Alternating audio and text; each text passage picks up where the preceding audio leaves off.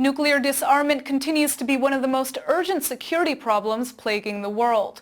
And some claim that relations between Russia and the West have sunk to levels that could result in a nuclear disaster. ILTV reporter Steve Leibowitz headed to the International Forum on Preventing Nuclear Catastrophe in Amsterdam to see how global leaders are tackling the issue.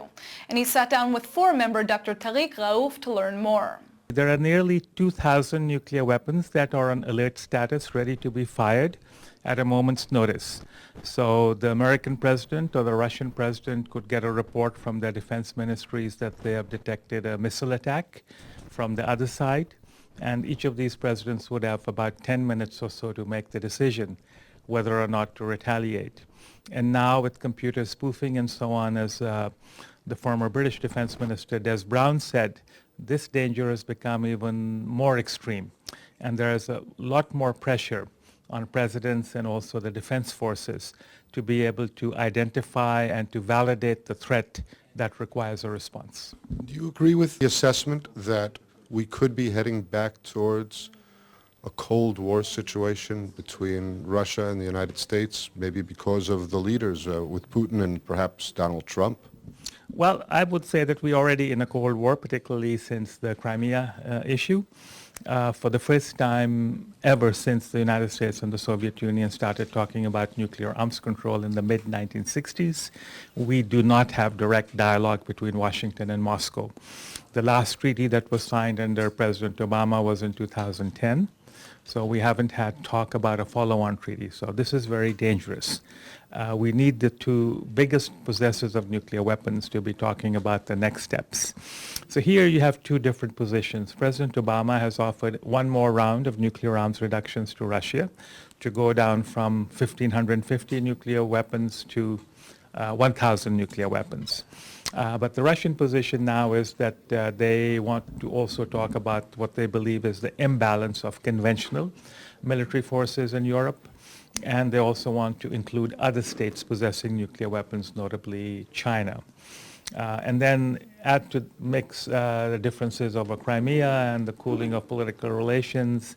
And it's a bad situation. And it's sort of very ironic that President Obama, who came into office with his famous Prague speech, promising a nuclear weapon-free world, will leave office signing a $1 trillion nuclear modernization program for the U.S., which will mean we will have U.S. nuclear weapons at least until the end of this century.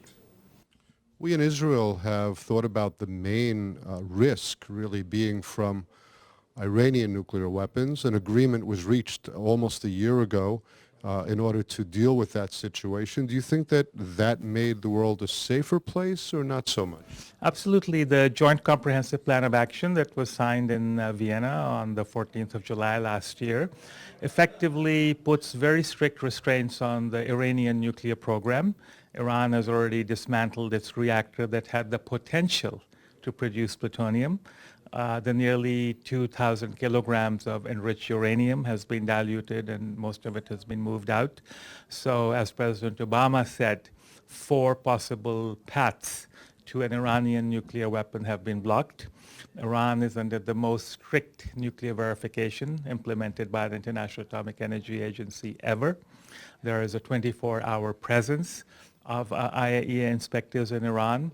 So it is virtually impossible for Iran to divert nuclear material from Natanz or from Fordow to make a nuclear weapon. The missile issue was not part of the Joint Comprehensive Plan of Action, and that is the area where Israelis feel concerned. And Iran has recently tested some missiles as well. But as if we are to believe the Iranian Foreign Minister Jawad Zarif, he says that Iran has not fought a war with another country or attacked another country for hundreds of years, and that they don't threaten Israel. That's their point of view. This week, one of the largest and most important defense and security exhibitions is being held in Paris, and Israel will be taking a major part in it. Over 29 Israeli